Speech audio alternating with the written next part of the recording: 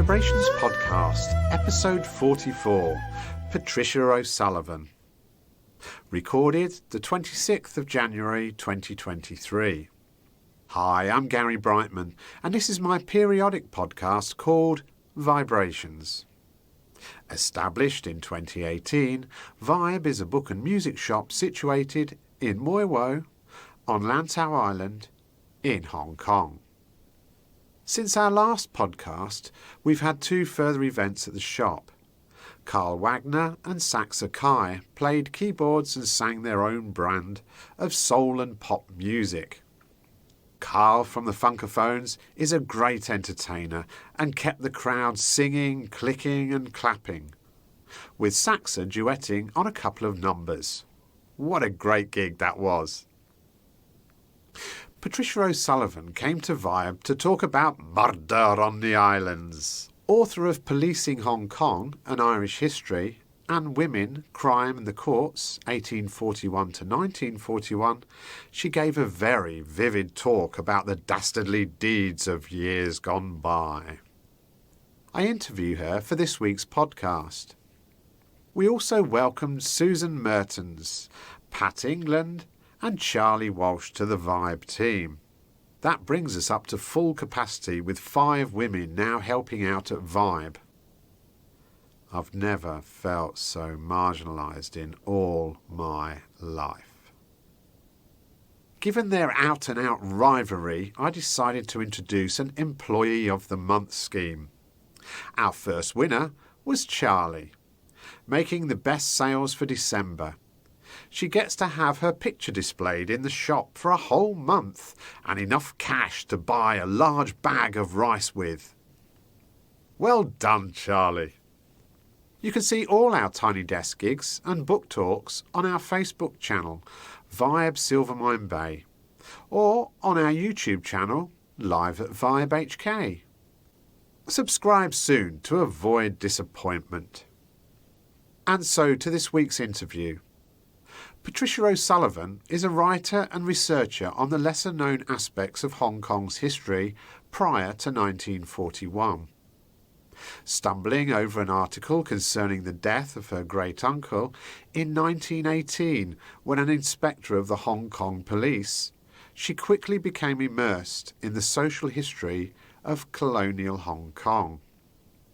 As a specialist recorder teacher, in a career spanning 3 decades and more, she has had the joy both of introducing thousands of young children to music and developing the skills and musicianship of senior students to diploma level and beyond. Now she writes full-time while keeping some teaching and playing to keep herself sane. Pre-COVID times, she spent many months in Hong Kong and is currently back here. Patricia's second book, On Women, The Wrong Side of Law, was finished during the first lockdown and came out in December 2020. Since then, she has been working on the next book project, Hong Kong during World War I and the policemen who fought in that war. Alongside that, she continues to contribute articles on other aspects of Hong Kong's social history, all of which can be found on the Insight page of her website at socialhistoryhk.com. Welcome to Vibe, Patricia. Thank you, it's delightful. Do you have a favourite book or author or authors? I have a absolute favourite author. P.G. right, Woodhouse. Excellent. P.G. Woodhouse. Yes. So I'm never without a P.G. Woodhouse. Excellent. Love it. I've read a number of his, and there must be a lot in that collection, P.G. Woodhouse. It's 99 full-length novels, so yeah. Just the language, the use of language is just so gorgeous. Yes. You know, it's sort of almost every page you can find something. And do you have one in particular that you go back to more than others, or? No, not really. There's the Jeeves and Worcester collection, because they're always around. But this is wonderful. This is in Hong Kong Central Library.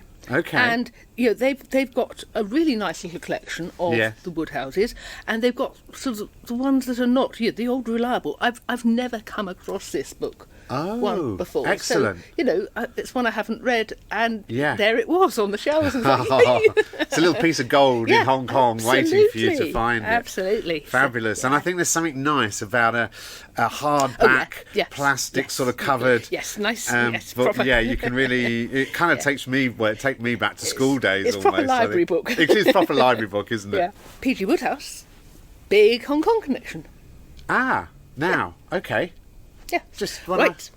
His father was the police magistrate here for sort of 1880s and 1890s until he retired. Wow. So he came out as in the 1869 as a cadet, a civil service cadet. Okay. So he was had intensive training in Cantonese. Right. And then could be put in any job in the government. This was the idea. They had six young men who were going to be able to sort of help them out and be able to, because at that stage the government couldn't speak to local people at all, really. They had to use sort of intermediaries. Henry Ernest Woodhouse was, his father was, spent all his career really in Hong Kong. Right. And his... P.G. Woodhouse's oldest brother, P.P.J. Woodhouse, Philip Peveril Woodhouse, was deputy superintendent of the police here. Unbelievable! For much of his career. That's fantastic. So that what a wonderful connection. I've always read Woodhouse since I was about 12, and then come here and think. I asked a friend of mine said, "This Woodhouse guy I'm meeting, is he anything?" Yeah, he is. Is any relation there? And did P.G. Woodhouse come to Hong Kong? I guess he would have. No, I don't know. He didn't. No. I think he may have come as a very small, 2-year-old child. Okay. But no, he was brought up by aunts, and he was in boarding school. He was at Dulwich College in South London, and then he went into the HSBC in London, and then left the HSBC in order to write. Okay, fair enough. So totally different. Yes. That's it's a nice piece of history there. It's actually, a nice connection, his father isn't it? and brother. Okay, so we'll move on. Favourite musical artist? As a profession, I'm a recorder player, recorder teacher. Yes. So I'm involved in early music. Yeah.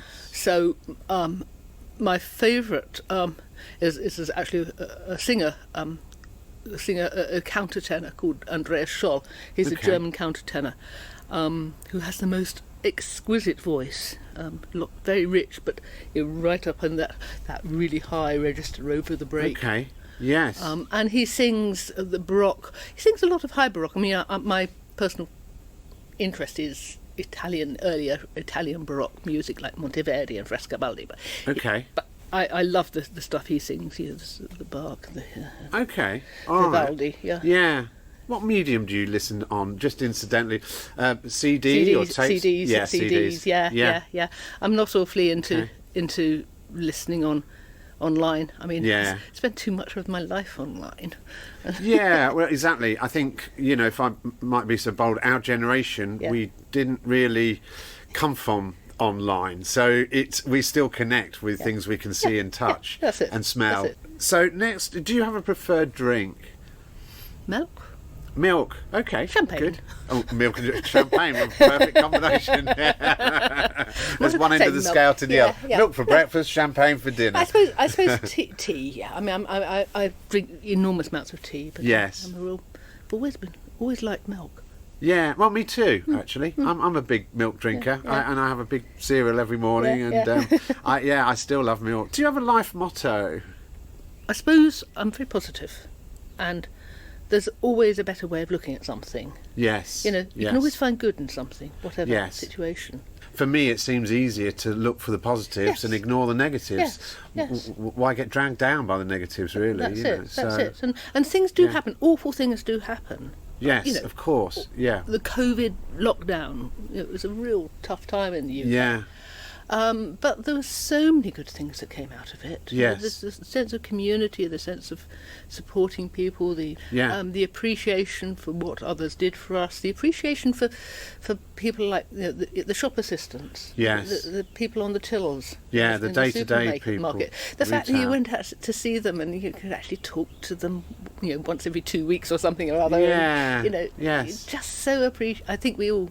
So there was so much good. Yeah, that came together through in adversity, I suppose. And that's right.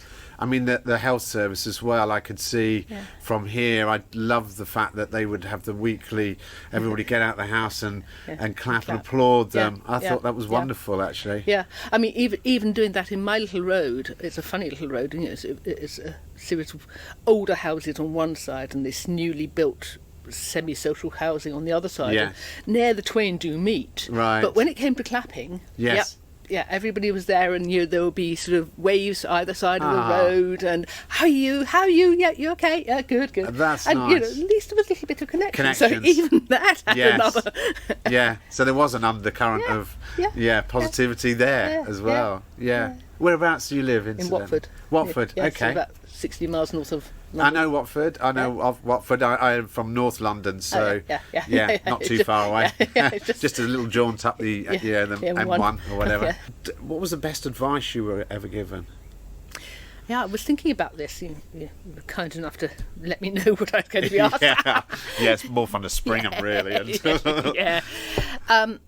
When, as a sort of sixth former at school, we started and run a school newspaper. Okay. And one of the teachers, an excellent teacher who really supported us, I remember when we'd been let down by somebody, he said, Patricia, this is something you'll learn. If you want a job done properly, do it yourself. Yes. And so that followed me through for quite a lot until I suppose I was running a Saturday morning music school. Yeah. And I suddenly realised if I followed that, I had to do everything. Yes. And actually what was much better was if you want a job done well and you can't do it, give it in total to somebody else. Yes. And then as long as you're not, as long as you don't try to still hold on to it. And trust them, empower them to do the thing. And they come up with much better stuff than you had. Well, I had anyway. So that was, it was. I remember consciously turning that on its head. Yes. What inspired you to write in the first place? Write about Hong Kong.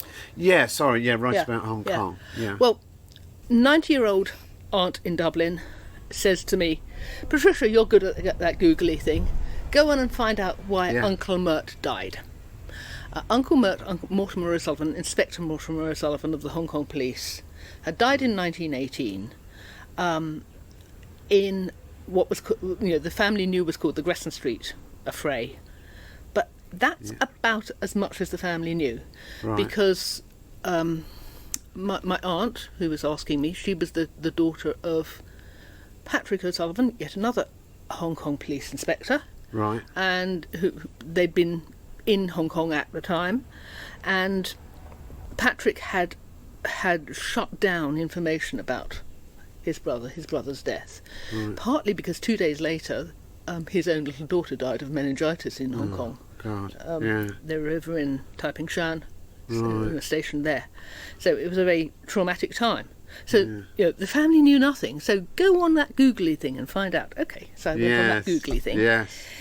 Found an article that was written by a serving policeman about the Gresson Street affray, and it mentioned that the grandson of the other European who had been killed still lived and worked in Hong Kong. This other European's name was Henry Goscombe Clark, and his grandson, Dennis Clark, was somewhere around in Hong Kong. Okay. Right. There was a tiny little photograph of him. I mean, sort of about 6 pixels or something like that.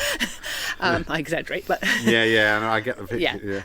The picture, or yes. not the picture. I went on the internet and thought Dennis Clark is such a it's quite a common name really. Dennis Clark, Hong Kong, came up with a guy who was the head of the Conrad Hotel in Hong Kong at the time. Okay. Conrad Hotel had a similar picture of about 6 pixels, and I tried to marry them up and thought, might be. Then I tried to find an email address, and there was no email, so I sort of made up one that might be a corporate email address. Yeah. And sent off an email saying, excuse me, approaching you like this, but might you be the grandson of Henry Gosling Clark, who died at Crescent Street in 1918. I am the great niece of Mortimer O'Sullivan, who died at that event. Do you know anything more about it? Yeah. And 2 hours later, I had this email saying, Patricia, how wonderful, 100 years nearly, and our 2 families are now connected. You've got to come to Hong Kong to step in your great-uncle and your grandfather's footsteps. Come and stay at the Conrad and be my guest as long as you like. Oh, my God, that's fabulous. Yeah. That's fantastic. Yeah, that was, initial 5-day trip over. And Dennis, who's still a good friend, and I'm hoping he's going to be here on Saturday, he really did, sort of give me the works, the princess works. Oh, how nice. And he was in touch with the policeman who'd written the article, who had been researching my family, and then he opened up a whole raft of... Wow. We got to see around the old police station Type 1 before it was revamped. Before there was anything in sort of revamping, really, and all around Crescent Street and everything else. So what happened in 1918 when my great uncle was killed in Crescent Street in a shootout, basically, and then what turned up in that first trip over was that there were not just my great-uncle and my grandfather, who came from Newmarket in County Cork, which is a little tiny town in North County Cork, but there were a whole raft of other men, and I think there were sort of at various points up to about 20 men in the Hong Kong police force who came from that tiny town. The town has 1,000 people in it. Yes. So that was really quite extraordinary. Yeah. I'm talking over a period of not quite a century, but nearly that. And they brought over wives and created families here. Yes. So there's so there was a lot, and suddenly there were a lot of stories to write. Yes. Yeah, because they would have branched off. They branched off. And even you could have even if you drilled back, actually, they would have all probably known each other from the pubs and the churches of Newmarket. I mean, there's two families that come over. So there's one man who comes over in 1864, William Lysett, and he lived just south of Newmarket in a little sort of like hamlet just south of Newmarket, and then George Hennessy, who came in 1873. He lived in Newmarket town itself.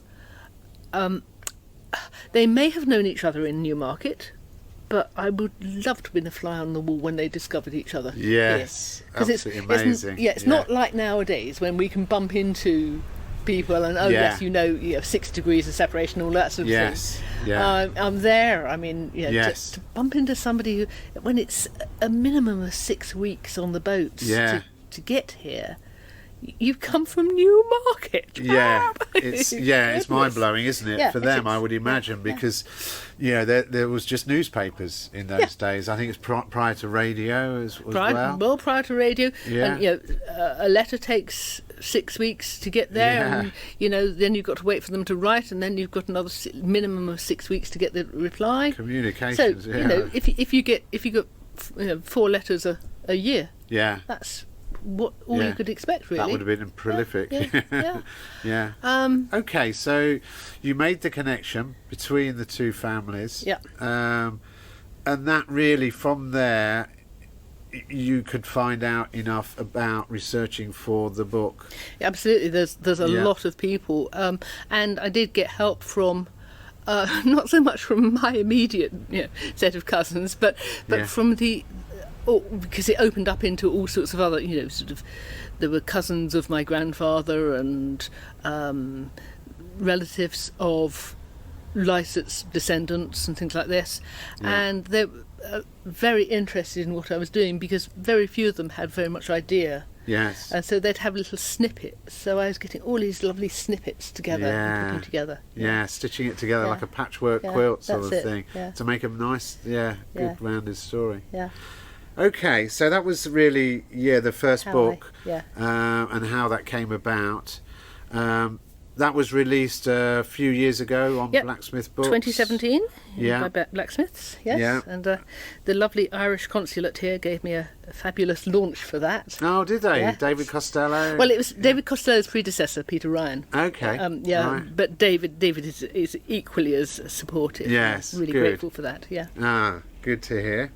All right, and then moving on to your second book, Women, Crime and the Courts, 1841 to 1941. I'm halfway through that at the moment. I'm absolutely loving it. The first book they had the big events that happen that are in all of the Hong Kong histories. They're there in my book because they need to be, because the police were involved in them. And there's little bits about the families and that sort of thing, but I couldn't actually really find out, how much did it cost? Where did you get bread from? What about milk? They come from Ireland, they're used to drinking lots of milk, like me. It's all of those sort of little questions. Who does the shopping? Who does the washing? Where does that happen? The sanitation was horrendous, wasn't it? Don't talk about it. We won't get onto the sanitation. The sanitation stank in those days, didn't it? Yeah. And it's because that was one story actually in the book, just to dwell on that. Oh, yes. Area. The ladies. Being fined for disposing. They had a job which was to dispose, which they could earn extra money doing, disposing of the Knight's the Knight's Oil. business. Knight's Oil, as it was called. Yes. Knight's Oil continued right up to the 1970s or so. I was quite surprised that they were only allowed to do that between the hours of darkness. And that they got fined and treated as being criminals for doing something which was helping humanity. And they'd had to sort of change their times because the ferries had changed their times, and they couldn't. They had to be taken. All the Knight's Oil had to be taken away onto Kowloon and then further on. And so the poor women. I mean, actually, it did get sorted out to their. To their thing, but benefit, very unfortunate, and they were almost expected to charter their own boats to get rid of the effluent or whatever. Unbelievable stories actually. All that, and also, the crimes, the Muay Thais. Very sad.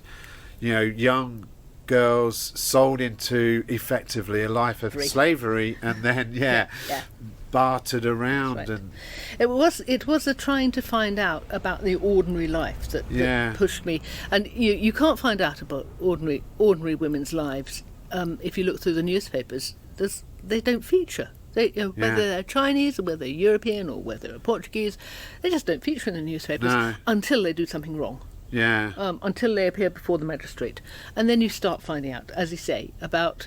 And you see all this thing about sort of the kidnapping of children or the kidnapping of young girls into prostitution, into brothel slavery, or you just see the little tiny things like the woman who's just charged with obstruction because she's set up her stall, or she's charged with hawking without a lice. An old woman who's hawking without a licence and.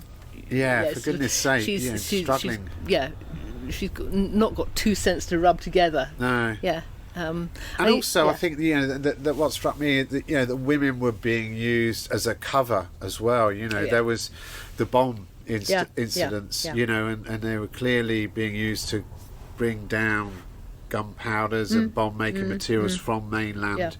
Get over the border at Shenzhen for the bomb at the races. That's it, the racecourse bomb. That's right. That fortunately didn't happen. The other thing they would be cover for is for the smuggling of weapons, smuggling of opium, and for forged coins.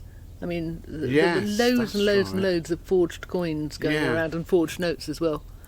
This was before Hong Kong had a proper sort of currency. Yes, wasn't a single currency. Yeah, it rather accepted currencies from mainland at some point. Yeah. Yes. And elsewhere in the region. Yeah. It was much more fluid in those days. We forget how recent that is. Yeah. Really. And of course, once notes, I suppose, are forged, they're passed to somebody else, and if they're caught in possession with them, they become. If you're in possession, being in possession of is a regular charge. Yeah. So it goes down to that lovely level of detail about people, and you can imagine them moving around the city and being, I suppose. To be honest with you, I felt a little bit like they were being victimised. They were trying to just live their lives, really, in very poor, unsanitary times, and just make enough money to survive. And if they weren't making money to go out gambling, particularly, or anything, fabulous nights out. It was to really exist, wasn't it? Yeah, it was. A lot of the book is about poverty. In effect, there are in women crime in the courts. There are the women who commit heinous crimes, dreadful, awful crimes. But even some of those, it is done out of desperation. Yes, yeah. And generally, people are just trying to make enough to eat. To eat, yeah. Feed the family, feed the children. Well, it paints a very, very vivid picture, and I'm really thoroughly enjoying that. And I think you're providing a service there which isn't really generally out there, because there's not many books written, is there? No. And unfortunately, they are all written by Westerners, and I'm just adding to that stock. Yes, but it needs writing, so it does. Yeah. They're stories that need to be told, I think, and they're very genuinely historic interest, and certainly, my preferred reading, really. Okay, so and then moving on to your third book. Then, what's the premise for writing that? Third book is really comes out of the wartime experiences of the men I was writing about in the first book, where a lot of these Irishmen went to serve in the First World War. So there was, when the First World War broke out initially, a few of the civilians who signed up to fight went home by themselves, or if they were on leave they joined up. But the place was very lean in terms of its Western manpower.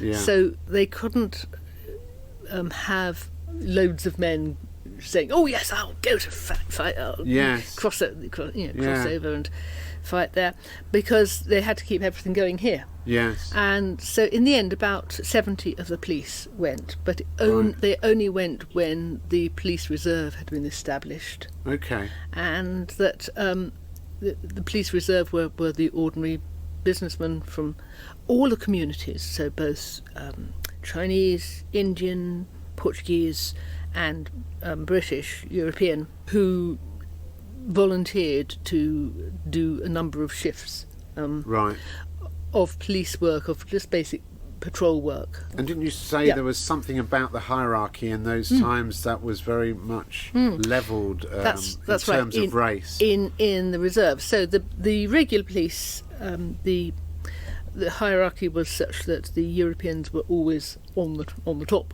of the ladder, and then the Sikhs and the Hong Kongers, the Indians below that, and the Chinese below that again. Yeah. But because the administration wanted to get the support of the most prominent men in the community of all ethnicities, they had to ensure that all the ranks of the different ethnicities were equal, so that they had a Chinese superintendent in the reserves long years before they had a Chinese superintendent in the regular police. And that Chinese superintendent was at the same rank and at the same authority as the British superintendent, as the Indian superintendent, as the Portuguese superintendent. So it achieved parity at that time, in the reserve which was sort of 1480, 1914, 1980. At least 10, 15 years earlier than the regular force. You're writing the book. It's about the police, of course, that came back from the war, I guess. Well, it's the police at war. Yes. So obviously, I've written about the reserve force and the police. Then the police who went to war. I'm co-writing this with a friend, Steve Verrills, who is a former policeman here and has military experience, military interests. Because I do write a lot of war history in this. I've been through the war diaries, and I'm writing the conflicts on the Somme and everywhere else. And I don't know military history, so so Steve does an awful lot of that side. Yeah, it must be a whole new language of speak there. Yeah, so that's a really is a good collaboration there. Yeah, and then to some extent, what happened to those men. I'm touching on all the civilians. There's about 500 civilians who went to war as well. As 400 and something civilians, and then the 70 police. Mostly about the 70 police, but I do touch on the others, the civilians, because there's very interesting stories there. Yeah, hopefully we can corner Pete's Spurrier on Saturday and see if it'll blacksmith book it for you. And so that's hopefully by the end of the year. By the end of the year, you hope to finish it. Okay, so that's good. All right, well, we'll very much look forward to that. All this writing, started sort of in 2000, around 2009 for you. Here we are, 2023, believe it or not, and. So you're on to your third book. What other things do you do? Do you have any hobbies? Well, do you have time for anything else? No, as a musician, you're sort of you're doing what you're passionate about. I mean, and then writing is the other passion, and the whole history thing, and so I don't need a hobby because I just If I've been writing all day, I just go and sit at the piano, start playing, start singing, start working out some music. That's just takes me out of one mode of thinking. I think it's such a wonderful balance, actually. You've got a sort of a day job, which is writing, and I write as well. And so you're working through all those processes and that way of thinking, and then you just release with some nice piano and recorder music in the evening. It's the perfect balance, it seems to me. It's a good balance. Yes.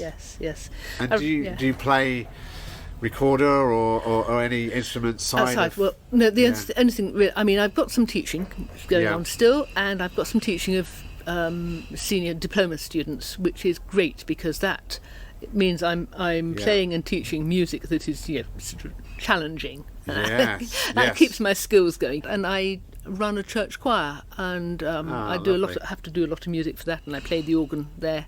Okay. So I mean, my organ skills are not great, so I'd have to do a lot of practice. I tell you, an awful lot of frantic practice. Excellent, but it must sound wonderful, I'm sure. Playing the organ in your local church. Yes, sort of. Fingers crossed and everything else. Sort of comes through. Get through. We get by. Okay. All right. Good. And so here we are in Vibe Book and Music Shop.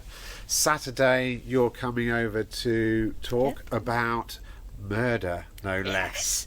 So that's the subject. Interesting that you've murder on the islands. Murder on the islands, yeah. When I had this opportunity, it then thought, yes, actually, what have I got? What murders can I, or what crimes on the islands? There was very little crime reported on the islands except the big ones, except the murders. Okay. Not sadly at all. I've only got one Lantau murder. Oh, we love a juicy murder over here. Yes. I've only got one for you. But it actually happens in Moiwo, so that's not too bad. But so I go around Chung Chau and Lama and on the water and things like that. Yeah. Not all women as protagonists. Some of them. I mean, then the women are victims if they're not protagonists, not the murderers. Okay. but there's some interesting ones. And it's all in the period between, I think, 1907 to 1927. Years ago. Yeah. Yes. And of course, life on the islands was a lot more simple in those days, wasn't it? It was very, very farming different and fishing. Really. Yeah, and very different to life in the town. Yeah, in Victoria. Yeah, one of the guys who might have committed a murder, who was actually hung. I'm not entirely sure that he was responsible at all, but I have the way of telling it, I'm having him reflecting on the fact that, here he is stuck in Victoria jail, and it absolutely stinks, and he doesn't like going over to Hong Kong Island anyhow because it absolutely smells and back on, if you get fresh air back on Cheung Chau, you might have fish, but you've got fresh air as well. Yeah, that's probably more of the punishment is being in that. So it paints a very different picture, the stark differences really between island life at the turn of the last century to living in what must have seemed like a built-up, complex, cosmopolitan town of Hong Kong and Victoria, and very very ghetto-like in Victoria as well. Dark shadows, dangerous nights, dangerous corners, dangerous alleys. It's vast. The building. We think of the buildings as being very congested now. Yes. But they, loom over us, these great skyscrapers. But there, the gaps between buildings were so much smaller again. Yes. As we've said, sanitation was atrocious, and people's propensity to keep domestic animals everywhere, underneath the house, in the house, wherever, and all living cheek by jowl with humanity. Not the most desirable places. Big trading port, of course, in those days, and constant goods on the move, really, as well, wasn't there? So, and a lot of poverty, awful lot of poverty. I mean, Okay, so Saturday. It looks like, to me, there's a real buzz around Moi Wo and around Hong Kong. So I think we're going to have quite a few people here on Saturday. We're going to go out live on Vibe Silvermine Bay, which is the Facebook thing. So 2:30 till around 3:30. Thereafter, we will put it down on YouTube. So it'll be on the YouTube channel, live at VIBEHK. And we'll probably have a bit of cheese and wine on Saturday as well, I think. Why not? Maybe a bit of champagne. Milk and champagne. Yeah, milk and champagne for the author. Okay, so that just remains for me to say, Patricia O'Sullivan, thank you very much for coming. Thank you. It's been a real pleasure. Thanks very much, Gary. You can listen to all our VIBErations podcasts, published on Spotify, Google Podcasts, Apple Podcasts, Podbean, Amazon Music, TuneIn and Alexa, and a whole host of others.